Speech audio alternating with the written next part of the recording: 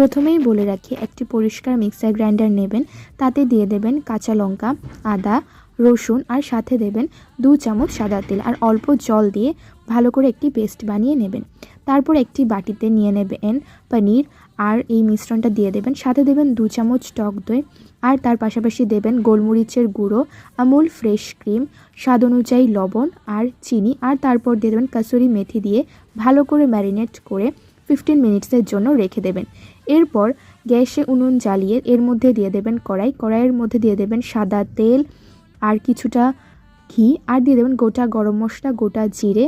আর তারপর দিয়ে দেবেন ডুমো ডুমো করে কেটে রাখা ক্যাপসিকাম আর তার পাশাপাশি দেবেন ম্যারিনেট করা পনির, স্বাদ অনুযায়ী নুন আর তরকারি থেকে তেল ছেড়ে এলে দিয়ে দেবেন হালকা একটু গরম জল দিয়ে কিছুক্ষণ নাড়াচাড়া করে কষিয়ে নেওয়ার পর দিয়ে দেবেন গরম মশলা গুঁড়ো, চেরা কাঁচা লঙ্কা আর এরপর নামানোর আগে দিয়ে দেবেন ধনেপাতা কুচি। আজকের রেসিপিটি কেমন হয়েছে আমাকে অবশ্যই কমেন্ট করে জানাবেন আর আপনারাও বাড়িতে ট্রাই করে আমাকে নিশ্চয়ই জানাবেন কি কেরম লেগেছে। আজ আসি।